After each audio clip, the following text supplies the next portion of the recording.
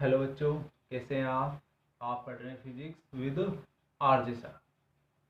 कल अपन ने बात की थी आवेश और आवेश के मात्रकों के बारे में। आज अपन चर्चा करेंगे आवेश के गुणधर्म के बारे में।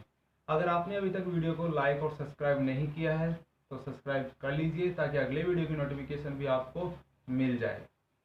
अपन आज पढ़ने जा रहे हैं आवेश के गुणधर्म, प्रॉपर्टीज ऑफ चार्ज। देखो, आवेश के तीन मूलभूत गुणधर्म होते हैं। कितने मूलभूत गुणधर्म है आवेश के? तीन मूलभूत गुणधर्म है। तीन मूलभूत गुणधर्म कौन कौन से हैं? नंबर 1 पे अपन बात करेंगे कि आवेश एक संरक्षित राशि है। आवेश क्या है?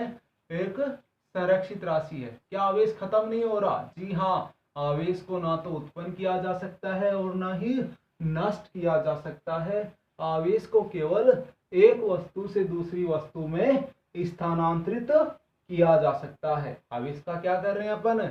ना तो उत्पन्न कर रहे और ना ही नष्ट कर रहे, उसे केवल एक वस्तु से दूसरी वस्तु में स्थानांतरित कर रहे हैं। अब अपन देखें कि ऐसा कैसे हो रहा है। तो इसके लिए अपन एक एग्जांपल यहाँ पर देखने जा रहे हैं कि मान लो अपने पास में एक इलेक्ट्रॉन है और एक पॉजिट्रॉन है। क्या लिया अपन ने? एक तो इलेक्ट्रॉन लिया है और एक क्या लिया है? पॉजिट्रॉन लिया है। अगर इलेक्ट्रॉन और पॉजिट्रॉन आपस में टकराएंगे तो विद्युत चुंबकीय विकिरण उत्पन्न करेंगे। क्या उत्पन्न कर रहे हैं? विद्युत चुंबकीय विकिरण, जो 1.02 मेगा इलेक्ट्रॉन वोल्ट की होंगी। और विद्युत चुंबकीय विकिरण जो होती है वो आवेश रहित होती है। इसका मतलब जब ये दोनों टकराए तो आवेश उत्सर्जित हुआ? नहीं हुआ, क्योंकि तब तो विद्युत चुंबकीय विकिरण उत्सर्जित हुई थी और विद्युत चुंबकीय विकिरण पर कोई आवेश नहीं होता है। अब अपन देखें कि ये अगर ये विद्युत चुंबकीय विकिरणों से अपन वापस इलेक्ट्रॉन और पॉजिट्रॉन का युग्म उत्पादन करें। क्या करें अपन? इलेक्ट्रॉन और पॉजिट्रॉन का क्या कर रहे हैं? युग्म उत्पादन कर रहे हैं। तो युग्म उत्पादन की इस घटना में आवेश संरक्षण के नियम का पालन होता है। किसका पालन हो रहा है? आवेश संरक्षण के नियम का। कौन सी घटना है ये? युग्म उत्पादन की घटना। और युग्म उत्पादन की घटना में क्या हुआ था? एक विद्युत चुंबकीय विकिरण से क्या हो रहा है? इलेक्ट्रॉन और पॉजिट्रॉन का निर्माण हो रहा है। नंबर 2 गुणधर्म की अपन बात करेंगे कि आवेश एक अदिश राशि है। क्या है? आवेश एक अदिश राशि है। आवेश एक अदिश राशि क्यों है? क्योंकि किसी निकाय का कुल आवेश, किसकी बात कर रहे हैं अपन? निकाय के कुल आवेश की बात कर रहे हैं। और किसी निकाय का कुल आवेश निकाय में उपस्थित सभी आवेशों के बीजगणितीय योग के बराबर होता है। निकाय का आवेश किसके बराबर हो रहा है? निकाय में उपस्थित सभी आवेशों के बीजगणितीय योग के बराबर हो रहा है। अभी तक अपन ने यहाँ पर सिर्फ परिमाण लिखा है। क्या लिखा है? परिमाण लिखा है। अगर मैं यहाँ पे प्रकृति दे दूं कि ये प्लस है, माइनस है और प्लस है। अगर अपन आवेशों को जोड़ रहे हैं, यहाँ क्या करें? अपन आवेशों को यहाँ पर अपन जोड़ रहे हैं। जोड़ेंगे तो आवेशों को इनकी प्रकृति के साथ चिन्ह सहित लिखा जाएगा। जोड़ते समय आवेशों को कैसे लिखोगे? चिन्ह सहित लिखोगे। नंबर 3 गुणधर्म की अपन बात करेंगे यहाँ पर कि आवेश एक क्वांटीकृत राशि है। आवेश क्या है? एक क्वांटीकृत राशि है। इसका मतलब क्या है कि जो आवेश का जो स्थानांतरण होता है वो आवेश के ही एक सूक्ष्म भाग के द्वारा होता है। किसके द्वारा हो रहा है? आवेश के एक सूक्ष्म भाग के द्वारा हो रहा है, जिसे अपन क्वांटा कहते हैं। क्या बोल रहे हो? सूक्ष्म भाग को क्वांटा बोल रहे हैं। जो क्या करता है? विभीषण वाला काम कर रहा है, खुद की लंका खुद ही डा रहा है। यहां पर क्वांटा ने क्या किया? आवेश का स्थानांतरण कर दिया। जो क्या था? आवेश का ही सूक्ष्म भाग था। इसलिए आवेश क्या है? एक क्वांटीकृत राशि है। इन 3 मूलभूत गुणधर्मों के अलावा अपन आवेश के कई और गुणों की बात करें तो अपन करेंगे कि आवेश का मान, किसी भी वस्तु पर आवेश का मान उसके वेग पर निर्भर नहीं करता है। किसी भी वस्तु पर आवेश का मान क्या नहीं कर रहा? उसके वेग पर निर्भर नहीं करता है। नंबर 5 गुणधर्म की अपन बात करेंगे कि जो आवेशों का स्थानांतरण हो रहा है, आवेश स्थानांतरण की बात अपन कर रहे हैं, तो आवेशों का जो स्थानांतरण हो रहा है वो लगातार नहीं हो रहा, सतत नहीं हो रहा, वो विविक्त होता है। कैसे होता है? विविक्त होता है, वो टुकड़ों में होता है। लास्ट गुणधर्म की बात अपन यहां पर करें नंबर 6 की, कि किसी भी वस्तु पर संभव आवेश, किसी भी वस्तु पर संभव आवेश इलेक्ट्रॉन के आवेश का पूर्ण गुणज होता है। किसके आवेश का पूर्ण गुणज हो रहा है? वो इलेक्ट्रॉन के आवेश का पूर्ण गुणज होता है। और एक इलेक्ट्रॉन पर कितना आवेश होता है? 1.6 गुणा 10 की घात -19 कूलम। इस आवेश का वो क्या हो जाएगा? पूर्ण गुणज हो जाएगा। इसके लिए अपने एक फॉर्मूला यहाँ काम में लेंगे और वो फॉर्मूला है Q = plus minus n e. कौन सा फॉर्मूला अपन यहाँ पर क्या काम में ले रहे हैं? Q बराबर plus minus n e. Q का क्या है यहाँ पर? Q क्या है? किसी वस्तु पर आवेश। E क्या है? इलेक्ट्रॉन पर आवेश का मान 1.6 गुणा 10 की घात -19 कूलम।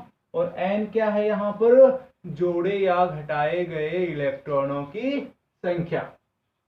तो अपन ने देखा कि किसी वस्तु पर संभव आवेश किसके बराबर होता है? इलेक्ट्रॉन पर आवेश के पूर्ण गुणज होता है। तो यहाँ पर उसके लिए फॉर्मूला अपन जो काम में लेंगे Q = प्लस माइनस एन। अब इस फॉर्मूले से रिलेटेड अपन न्यूमेरिकल डिस्कस करें तो एक न्यूमेरिकल जो छोटी से लेकर बड़ी क्लासों तक डिस्कस किया जाता है। सबसे पहले अपन उस न्यूमेरिकल की बात करने जा रहे हैं। अपने पास क्वेश्चन है कि 1 कूलम, कितने कूलम की बात कर रहे हैं अपन?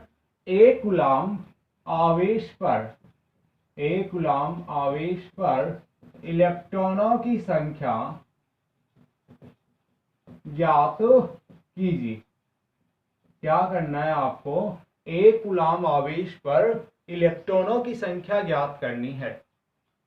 तो इस क्वेश्चन को देखते ही अपने दिमाग में वो जो फॉर्मूला आएगा वो फॉर्मूला कौन सा है? Q बराबर प्लस माइनस एन ई। अब फॉर्मूला अपने दिमाग में आ चुका तो उसके बाद दूसरी चीज क्या है? क्वेश्चन में अपन को जो भी दिया गया हो उसको अपन को नोट कर लेना होता है। क्वेश्चन में क्या दिया गया है अपन को? 1 कूलम आवेश दिया गया है। Q का मान अपन को दिया गया है 1 कूलम। E का मान अपन को पता है। E का मान अपने पास क्या होता है? 1.6 गुणा 10 की घात -19 कूलम। और n का मान अपन को यहाँ पर सोल्व करना है। n का मान क्या सोल्व करेंगे तो क्या हो जाएगा? n का मान n बराबर Q/E। Q बराबर क्या था अपने पास में? n ही था। तो n बराबर क्या हो जाएगा? Q/E हो जाएगा। तो n बराबर Q का मान क्या था अपने पास में? 1 कूलम था। E का मान कितना है अपने पास में? 1.6 गुणा 10 की घात -19 कूलम। यूनिट यहाँ पर कैंसिल हो जाएगी। -19 को आप ऊपर लेके चले जाओ, +19 हो गया। पॉइंट हटाओगे तो यहाँ पर 10 हो गया। अब 10 में 16 फिर भी डिवाइड नहीं हो रहा कंप्लीटली, तो अपन क्या करेंगे? एक 10 का मल्टीप्लाई यहाँ से निकाल लेंगे। तो क्या हो जाएगा यहाँ पर अपने पास में? 100/16 गुणा 10 की घात 18। अब 100 को अपन आराम से डिवाइड कर सकते हैं इजीली। तो क्या हो जाएगा? 100 में 16 का भाग दोगे तो यहाँ पर अपन देखें 6.25 गुणा 10 की घात 18 इलेक्ट्रॉन। कितना आंसर आया अपने पास में? 6.25 गुणा 10 की घात 18 इलेक्ट्रॉन। इसका मतलब 1 कूलम आवेश पर कुल इलेक्ट्रॉनों की संख्या कितनी हो जाएगी? 6.25 गुणा 10 की घात 18 इलेक्ट्रॉन हो जाएगी। अब अपन कोई और ऐसे ही और न्यूमेरिकल डिस्कस करें तो मैं बोलूं आपको कि किसी वस्तु से कितने इलेक्ट्रॉन हटाए जाएं। क्वेश्चन को ध्यान से सुनिएगा। क्या बोला है मैंने? कि किसी वस्तु से कितने इलेक्ट्रॉन हटाए जाएं कि उस पर 2 फेराडे आवेश आ जाए। कितने आवेश की बात कर रहा हूं मैं? 2 फेराडे आवेश की बात कर रहा हूं। तो अपन देखें कि Q का मान क्या बोला है इस क्वेश्चन में अपन को अगले ने? Q बराबर अगले ने बोला है 2 फेराडे।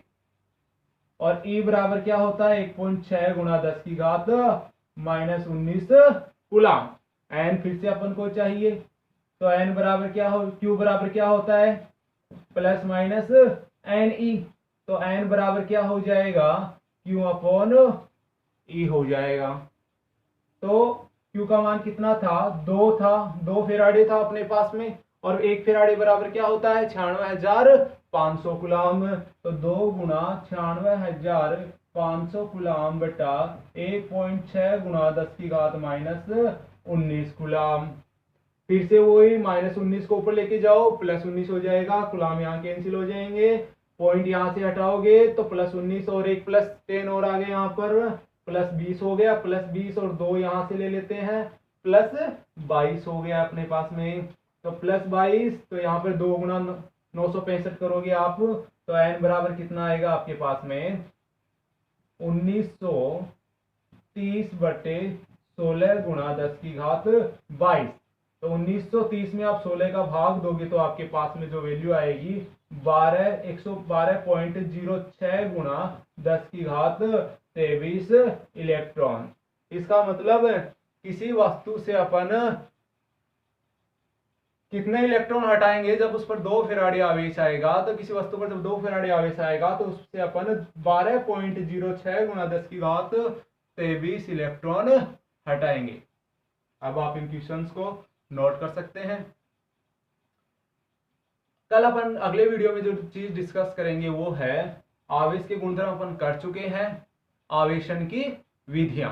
आवेशन की विधियों के साथ में अगले वीडियो में अपन पढ़ेंगे उदासीन वस्तु के बारे में, या किसी भी वस्तु को अपन धनावेशित करें या ऋणावेशित करें तो उस पर क्या क्या प्रभाव पड़ते हैं। आप घर पर रहिए, सुरक्षित रहिए और इस चैनल को लाइक सब्सक्राइब जरूर कीजिए। Thank you.